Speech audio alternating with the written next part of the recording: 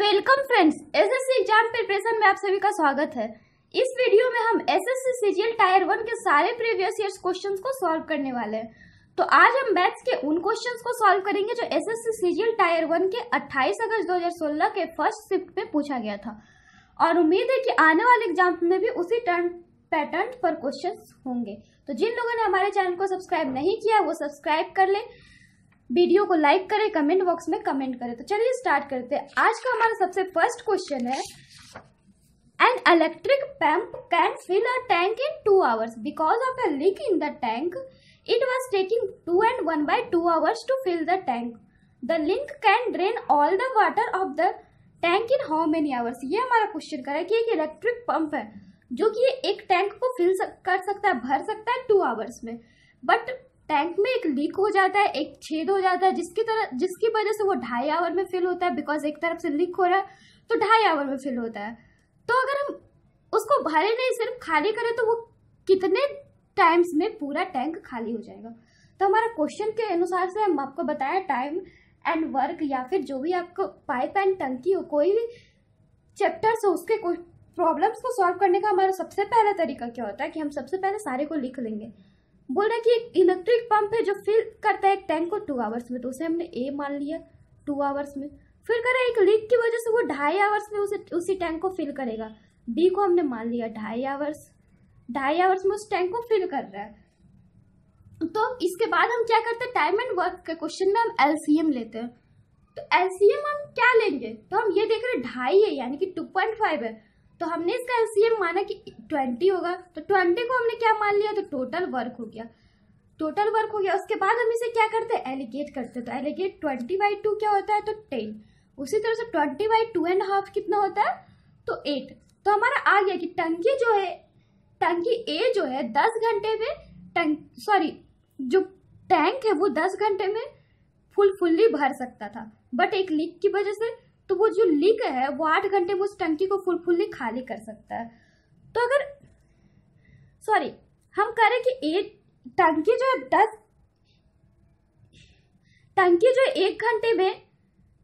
1 घंटे में वो टंकी जो है 10 यूनिट्स को भर सकता है, बट लीक की वजह से 1 घंटे में वो टंकी 8 यूनिट्स को ही भरता है। तो लीक का अगर हम निकालें कि वो कितने देर में टंकी को खाली कर देगा, तो जितना लीक होगा उसी को हम बोल सकते हैं कि उतने देर में वो टंकी को खाली करेगा। तो हम निकाल सकते हैं कि 1 घंटे में टंकी को वो खाली कितना कर सकता है, तो 10 - 8 यूनिट्स, यानी कि 1 घंटे में वो 2 यूनिट्स टंकी को खाली कर देता है। बिकॉज अगर 1 घंटे में वो 10 यूनिट टंकी को भर सकता था, बट लीक की वजह से वो 1 घंटे में 8 यूनिट ही टंकी भर पाता, तो 1 घंटे में वो कितना यूनिट खाली कर सकता है, तो 2 यूनिट्स। बट हमारा टोटल खाली कितना करना है, तो 20 यूनिट्स, यानी 20/2 यानी कि 10। तो हमारा कितना आ गया, तो 10 आवर्स में टंकी खाली हो जाएगी, यानी कि ऑप्शन नंबर बी। तो इस क्वेश्चन में हमने किया क्या, कुछ भी नहीं। हमने देखा कि टंकी जो है अगर कोई लीकेज ना हो तो वो टंकी 2 घंटे में, वो पंप जो है 2 घंटे में उस टंकी को फुल्ली भर देती है, बट लीक की वजह से 2.5 घंटे में भरती है। तो यहाँ से हमने एलसीएम निकाला तो हमारा 20 आया, यानी कि टंकी में टोटल पानी भरने कितने हैं, तो 20 यूनिट्स। उसके बाद हमने एलिगेट आया तो हमने पाया कि 1 घंटे में 10 यूनिट्स, अगर 2 घंटे में वो 20 यूनिट्स टंकी को भरती है, तो 1 घंटे में 10 यूनिट्स भरेगी। बट लीक की वजह से वो 1 घंटे में 8 यूनिट्स ही भरती है, तो वो लीक कितना हो रही है 1 घंटे में, यानी कि 1 घंटे में टंकी लीक कर रही है 2 यूनिट्स। तो कितने घंटे में टंकी पूरा खाली हो जाएगी, तो 20/2 यूनिट्स, यानी 20/2 आवर्स में, यानी 10 hours, option number B. Next है हमारा question number 2, find the marked price if the selling price is Rs 9,250 and discount is 7.5%। ये हमारा क्वेश्चन जो है आपका डिस्काउंट चैप्टर से है। हमसे कह रहे हैं कि अगर एक सामान को हम 7.5% डिस्काउंट में बेचते हैं, तो 9250 में बेचते हैं, तो वो सामान का मार्क्ड प्राइस यानी कि सूची मूल्य था कितना। तो हमने माना कि उस सामान का मार्क्ड प्राइस है 100, डिस्काउंट उस पर दे रहा है -7.5%। अगर डिस्काउंट देगा तो उस सामान को बेचेगा कितने में, तो 185/2 में। अगर 100 रुपए किसी सामान का मार्केट प्राइस है, उस पर 7.5% डिस्काउंट हो, तो उसे बेचेगा कितने में, तो 185/2 25/2 यूनिट्स में, बट यहाँ पे कह रहा है कि अगर हम 7.5% डिस्काउंट देते तो 9250 में बेचते हैं, यानी 185/2 यूनिट्स इक्वल टू 9250 रुपये।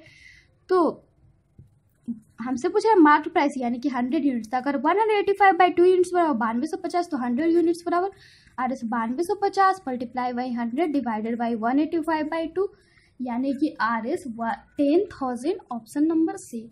आप चाहे तो इसे और बेहतर तरीके से समझने के लिए हमारे डिस्काउंट के वीडियो देख सकते हैं। नेक्स्ट हमारा question number 3, a certain amount of money is divided between A and B in the ratio 5:6। If B gets RS 360 the amount is. ये हमारा क्वेश्चन करे कि ए और बी के बीच एक अमाउंट को बांटा जा रहा है 5:6 में, यानी कि अगर ए को 5 यूनिट्स मिलेंगे तो बी को 6 यूनिट्स मिलेंगे। तो अगर बी को 360 यूनिट मिले तब ए को कितने मिलेंगे? तो अगर बी को 6 यूनिट्स मिलते हैं तो ए को 5 यूनिट्स मिलते हैं। तो बी को अगर 360 रुपीज मिलेगा तब ए को कितने मिलेंगे? तो 5 इंटू 360 डिवाइडेड बाई 6 यानी कि 5 इंटू 360 डिवाइडेड बाई 6 यानी कि 300 मिलेंगे। तो हमसे पूछ रहा है टोटल अमाउंट कितना है, तो 360 प्लस 300 यानी कि 660 ऑप्शन नंबर ए। इसे आप चाहते तो दूसरे तरीके से क्या बना सकते थे कि अगर बी को 6 यूनिट मिलते तो ए और बी को मिला के टोटल हमारा रकम कितने हो जाते, तो हम ये भी कर सकते हैं बी को मिल रहा है 6 यूनिट्स, बट यहाँ पे हमारा कह रहा है बी को 360 मिल रहा है यानी कि 6 यूनिट्स बराबर 360 रुपीज। तो टोटल अमाउंट हो गया कितना, तो 11 यूनिट्स। तो 11 यूनिट्स पर कितना हो जाएगा RS 360 मल्टीप्लाई बाय 11/6 यानी कि 660 ऑप्शन नंबर सी।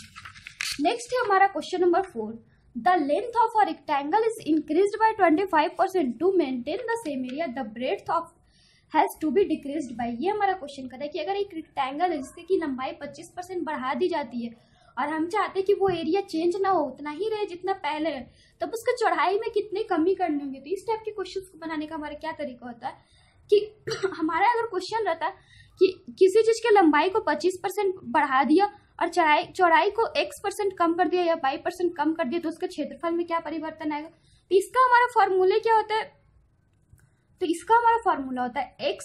अगर हम बोले कि लंबाई भी बढ़ा दे और चौड़ाई भी बढ़ा दे तो इसका फॉर्मूला होता है x लंबाई कितना % बढ़ा प्लस चौड़ाई कितना % बढ़ा plus multiply by x multiply by by divided by 100।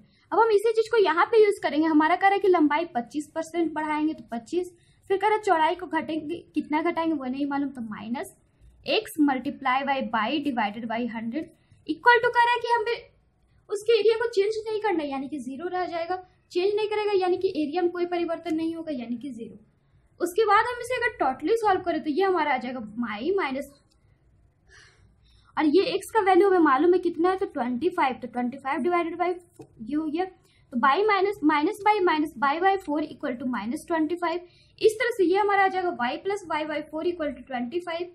तो हम कह सकते हैं 4y plus Y equal to 100। तो यहाँ से अगर हम y का वैल्यू निकाले तो हमारा y का आ जाएगा 20% यानी कि ऑप्शन नंबर ए। तो हमने इसमें किया क्या, कुछ भी नहीं। हमारा अगर क्वेश्चन रहता है कि किसी भी चीज के लंबाई को 25% बढ़ा दिया और उसके चौड़ाई को 25% बढ़ा दिया या फिर समथिंग कुछ भी बढ़ा दिया तो उसका उसमें हमारे उसके क्षेत्रफल में कितने की बढ़ोतरी होगी, तो इसका फॉर्मूला होता है x plus y plus x into y divided by 100। इसी चीज को हमने यहाँ पे यूज किया तो हमसे कह रहा है कि लंबाई को 25% बढ़ाया तो वो तो पॉजिटिव रह गया, बट चौड़ाई को घटाया तो कितना घटाया वो हमें नहीं मालूम, तो minus y minus 25 into y divided by 100 equal to क्षेत्रफल में कितने की वृद्धि हुई, तो कोई वृद्धि नहीं हुई यानी कि 0। तब हमारा आया y इक्वल टू 20% यानी कि चौड़ाई में कितने की कमी की गई, तो 20% ऑप्शन नंबर ए।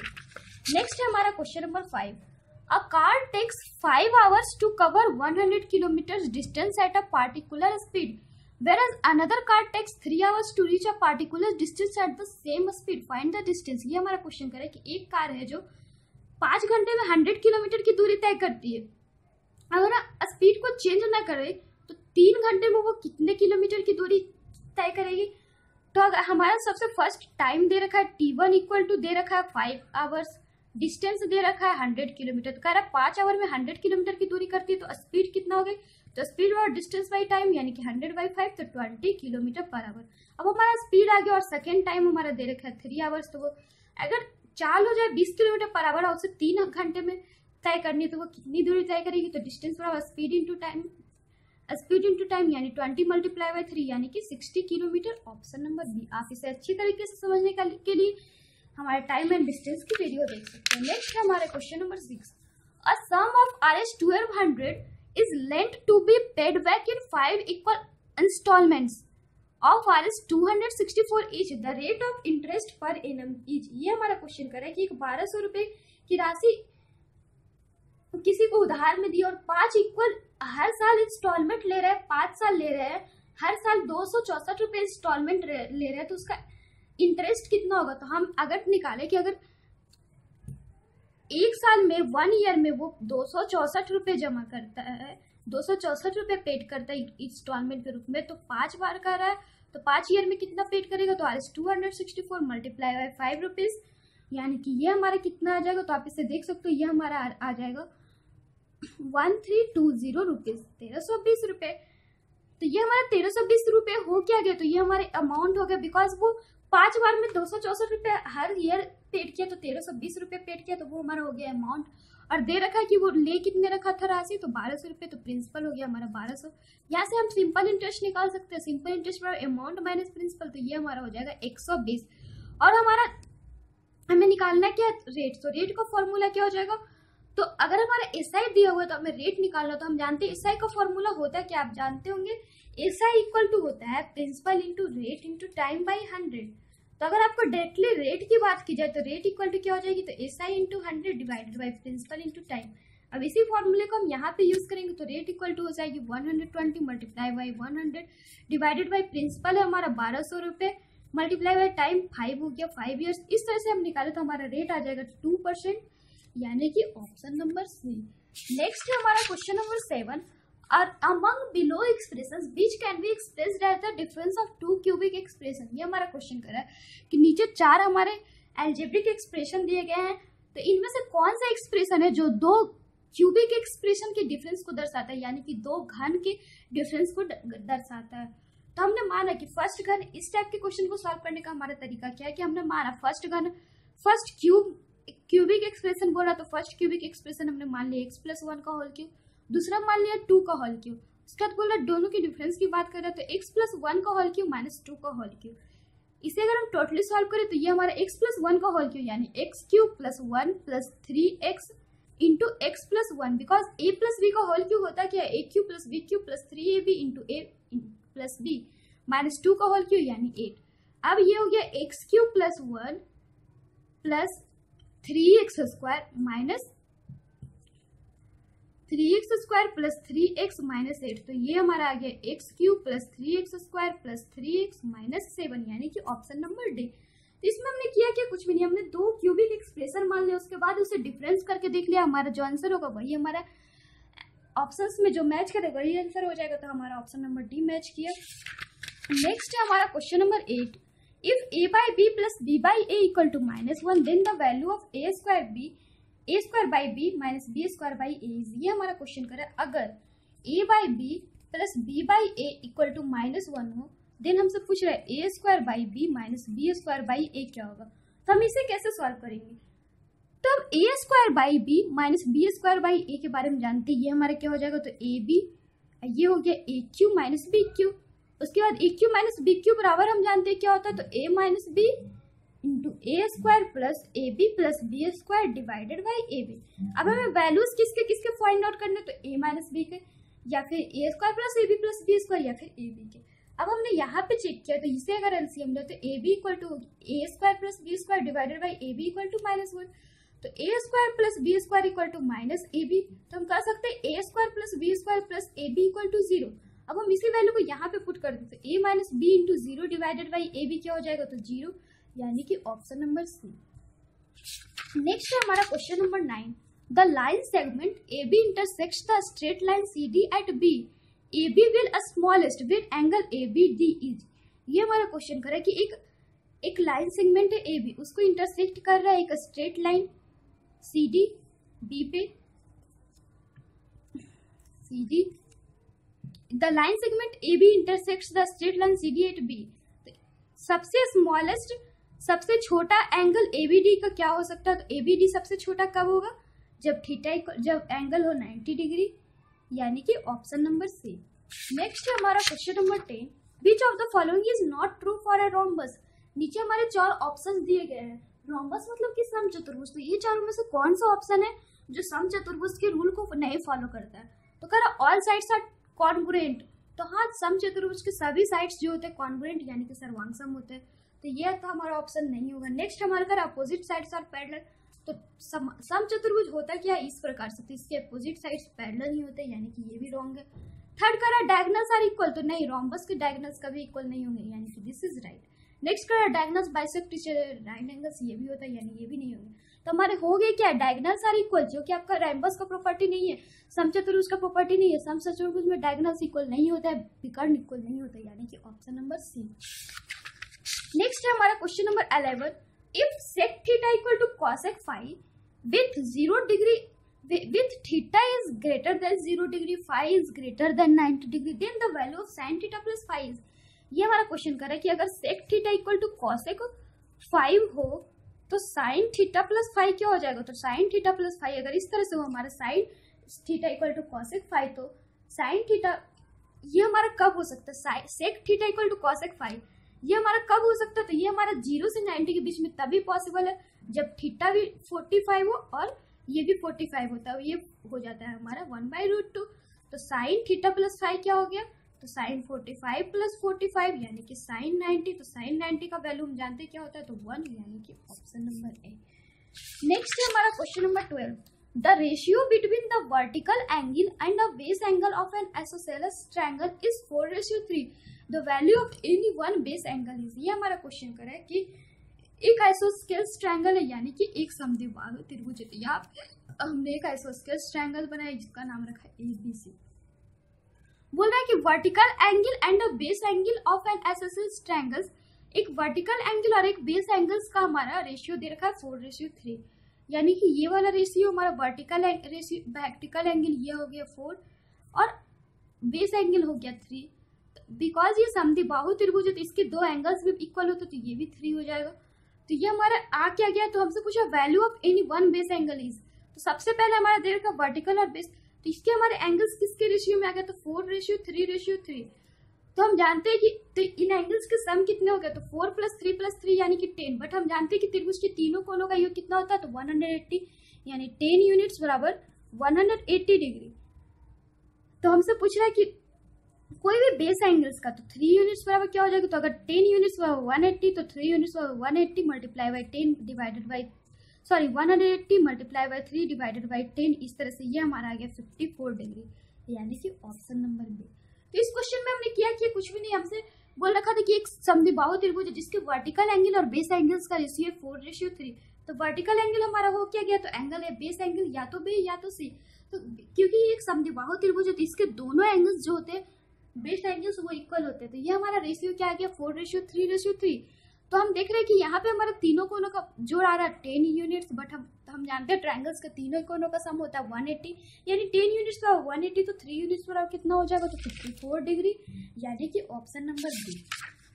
नेक्स्ट है हमारा question number 13, in triangle ABC angle B = 90 and BC = √3AB, find the measurement of angle A। ये हमारा क्वेश्चन करे कि एक ट्रायंगल ABC जिसका की कह रहा है एंगल B कितना है, तो 90 डिग्री। तो हमने इस तरह से एक ट्रायंगल ड्रॉ किया ABC, एंगल B हो गया 90 डिग्री। फिर कह रहा है BC = √3AB। ये हमारा क्वेश्चन क्या कर रहा है, तो BC = √3AB। तो हमसे पूछ रहा है find the measurement of angle A। तो एंगल A को हमने मान लिया थीटा, तो BC = √3 यानी कि BC/AB = √3। तो BC/AB = √3, तो ये हमारा BC, इसे हम बोल सकते हैं परपेंडिकुलर, इसे बोल सकते हैं बेस, इसे बोल सकते हैं हाइट। तो ये हमारा क्या रहा है, परपेंडिकुलर बाय बेस = √3। तो परपेंडिकुलर बाय बेस यानी कि tan θ = √3। तो tan θ = √3 कब होता है, जब θ = 60 डिग्री, यानी कि ऑप्शन नंबर डी। तो आज के लिए बस इतना ही। इसके आगे के और भी क्वेश्चंस के लिए आप हमारे चैनल के साथ बने रहिए, हमारे चैनल को सब्सक्राइब करिए। रीजनिंग की पार्ट भी अपलोड कर दी गई है, आप चाहे तो हमारे वो पार्ट्स भी देख सकते हैं और इसके आगे के क्वेश्चंस भी आपको मिलती रहेगी। इसके लिए आप हमारे चैनल को सब्सक्राइब करिए ताकि हम जो भी अपलोड करें उसके आपको अपडेट्स मिलते रहे। Then bye and take care.